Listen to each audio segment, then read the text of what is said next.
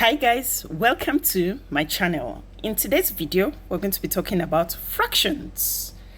Introduction to fractions. Our objective for this video is, at the end of this video, you should be able to know what fraction is. You should be able to identify types of fraction. You should be able to change mixed numbers to improper fraction and vice versa. You should be able to order your fractions. You should be able to find equivalent of fractions. You should be able to reduce fraction to the lowest form. You should be able to add and subtract fractions. These are our objective for this video. Now, what is a fraction? A fraction is formed by dividing a whole into a number of parts. Now let's say this green box, it is a rectangle, it's a whole.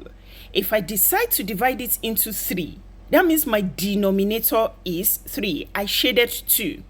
Now I have a fraction. 2 parts is shaded and it was divided originally into 3.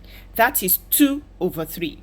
The bottom number is the denominator and it tells you the name of parts that was divided into, and the number on top is your numerator. Here is a fraction grid, just breaking down one into as many fractions as you can. What does half mean? Half means one part of two equal things. Look at this bar of chocolate. It's been divided into 2. One part is half and the other is half. So there are 2 halves in one. Okay. Other ways of writing half. On the screen, you can see 4 bars of chocolate being divided into 2 equal parts. So we have 2 over 4, which also means half. That's another way of writing half. Now, we can also have 16 bars of chocolates, and you want to divide it into 2 equal halves. 8 on your left, 8 on your right. That way, you have divided the 16 chocolates into halves. So 8 over 16 is also equivalent to half. That's another way of writing half. What if I have 8 bars of chocolates? I'm going to divide it into 4, because 8 divided by 2 is 4, and I'm sharing it into 2. Half means share something into 2 equal parts. So 4 on my right, 4 on my left. That makes 4 over 8. And 4 over 8 is also half. What if I have 32 chocolates? I'm going to divide it into 16. 16 on my left, 16 on my right. That's 2 equal parts, and that's half. So 16 over 32 is the same as half. That's what it means. Let's consider another fraction. 2/3. A whole number is divided into 3. 2 parts is shaded. That is 2 over 3. It can also be written different ways. Types of fractions. We have 3 types of fraction: proper fraction, improper fraction, and mixed numbers. Now let's learn how to convert our mixed number to improper fraction. We have 2 whole number, 1 over 3, 2 whole boxes, and 1/3 shaded. So all we need to do is divide the whole numbers into 1/3 as well, so you can know how many 1/3 are in 2 whole number, 1 over 3. And here we can see it is 1, 2, 3, 4, 5, 6, 7 1/3. That makes what? 7 over 3. So the improper fraction of that is 7 over 3. Another way of approaching that, you do 3 whole number 2 over 5. Multiply the whole number by the denominator, gives you 15. Add 2 to it, it gives you 17, and is over 5. So you have converted 3 whole number 2 over 5 into 17 over 5. Now let's convert improper fractions to mixed numbers. This is simple when the top part of the fraction is bigger. So we have 7 1/4. That gives us 7/4. And we ask ourselves, how many 1/4 make a whole? 4 of them. So out of 7, I have 4 quarters to make one whole. So I have one whole number, and the illustration shows that there are 3 1/4 left. So your answer becomes one whole number 3/4. Also, remember the fraction line means division. So 7 divided by 4 is another way you can do it. And you get one whole number 3/4.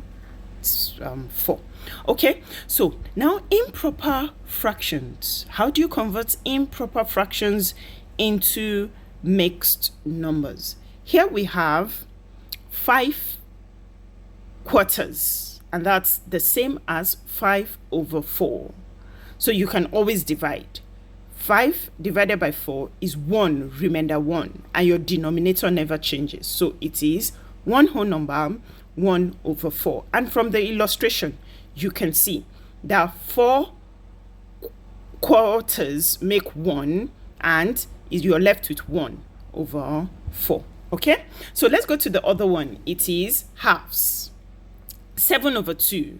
You can divide. 7 divided by 2 is 6, remainder 3, remainder 1. So 3 whole number 1/2 is your answer. Here are some worksheets for you to go over to practice, and practice always makes perfect. Okay, our next topic is equivalent fractions.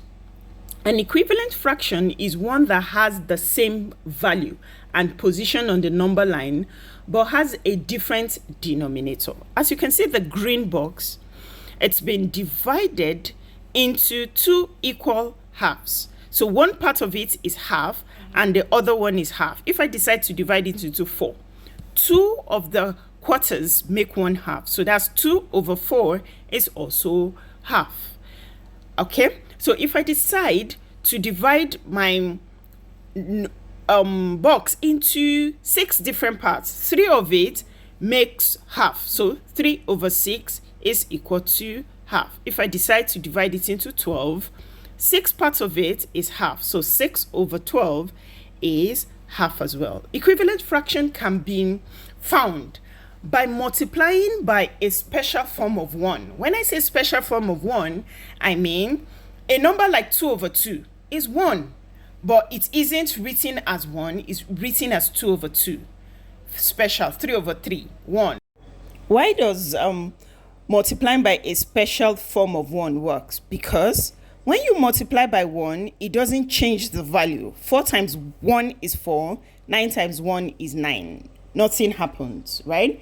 And any number divided by itself is always 1. So that's why it works perfectly. Multiplying a fraction by a special form of 1 changes the numerator and the denominator, but does not change the value itself. To find equivalent fractions of any fraction, all you need to do is multiply by a special one. Here are some worksheets for you to try as well. Okay, so our next subtopic is reducing fractions to their lowest term. In this case, all you need to do is find a common factor that can divide both the numerator and the denominator, and you reduce it to its lowest term. For example, 5/10 can be both divided by 5 to give you 1/2. Adding and subtracting fractions with the same denominator. All you need to do is add the numerators and you're done. So here are some worksheets for you to do as well. When the denominators are different, for you to add or subtract, you must make them the same by finding LCM or finding equivalent fractions, and you realize that they become the same. Make sure you keep practicing, and here is the end of our video for today. Thank you for watching.